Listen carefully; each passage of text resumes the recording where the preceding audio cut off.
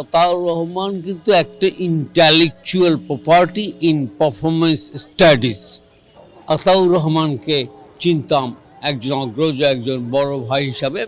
আমার কাছে না মৃত্যুটা অবধারিত, মানে আমার তো হবে, তার হবে, একটা দুঃসহ একটা কাল, এই কালের ভিতরে চলে যাওয়াটা ঠিক হয়নি।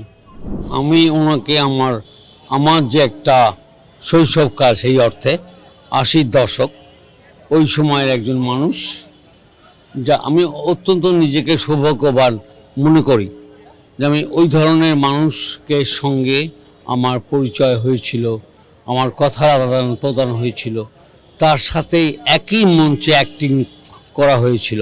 হ্যাঁ, ডেবোরা ওয়ার্নারের নির্দেশনায় শেক্সপিয়ারের দ্য টেম্পেস্ট নাটক, এটা ব্রিটিশ কাউন্সিলে নতুন এক মাত্রায় দেখানো হয়েছে, উপস্থাপন করা হয়েছিল। আমিও ছিলাম সেই নাটকটার ভিতরে একজন অভিনেতা। তো আমি অনেকটা লাকি ইন এ সেন্স। আমি অনেক নিজের সঙ্গে আমি গর্বিত যে আমি আতাউর রহমানকে চিনতাম একজন অগ্রজ, একজন বড় ভাই হিসাবে, এবং তিনি ওই রকমই আমার সাথে পালস দিতেন। আমি তার ভিতরে কোনো নেগেটিভিটি আমি কখনো দেখতে পারিনি। আমার সেই রকম কোনো সিচুয়েশনই নাই। ভালো থাকবেন আতাউর রহমান।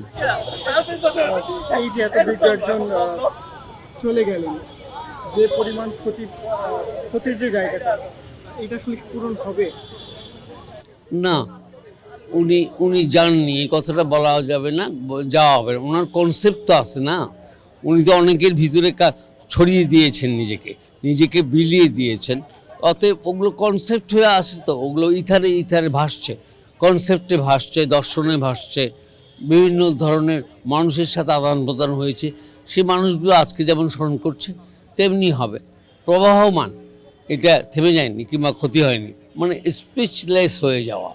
আমি যদি বলি, আমি অনেকগুলো এই ধরনের ঘটনা উচিত হয়নি। এই ধরনের একটা ইন্টেলেকচুয়াল প্রপার্টি যখন পৃথিবী ছেড়ে চলে যায়, আফটার আতাউর রহমান কিন্তু একটা intellectual property in performance studies, that one is a different. Ataur Rahman সেই কনসেপ্টগুলো কীরকম, কেমন, সেগুলো অন্য ব্যাপার।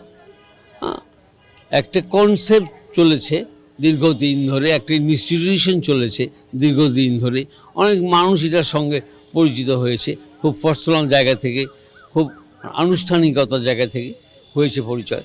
সেই যে আতাউর রহমান, কিন্তু আমি বলবো আমার ব্যক্তিগত অভিজ্ঞতা বলি, আমি তো থিয়েটার করি, একটু জটিল ধরনের থিয়েটার করি, কখনো একেবারে নিজের মতো করে করি, যা কিছু করি নিজের মতো করে করি। আমি যখন কাজ করতেছি বাজারে, নাটকে, থিয়েটারে, আমি ওনাকে ভালোভাবে সবসময় শুনে এসছি, কেমন আছো। আমাকে এই উচ্চারণটা উনি করতেন, উনি আমাকে বলতেন কেমন আছো। হ্যাঁ, আমার নিজের পার্সোনালি যদি বলেন, অভিজ্ঞতা হচ্ছে মানুষটার সাথে সরাসরি আমি একজন অ্যাক্টর হিসেবে কাজ করেছি। আমি একটা ব্রিটিশ কাউন্সিলের প্রযোজনায় একটা নাটক ছিল দ্য টেম্পেস্ট, শেক্সপিয়ারের, সেই নাটকে তার সহযোগী অভিনেতা ছিলাম। আমার কাছে না মৃত্যুটা অবধারিত, মানে আমার তো হবে, তার হবে। তো উনি একটা সময়ের এই যে চূড়ান্ত একটা ক্ষরণকাল, একটা দুঃসহ একটা কাল, এই কালের ভিতরে চলে যাওয়াটা ঠিক হয়নি। কিন্তু ওনার কনসেপ্ট তো থেকে যাবে, সেগুলো নাড়াচাড়া হোক, ভালো কাজ হোক, উনি সেই সব কাজের ভিতর দিয়ে বেঁচে থাকুক।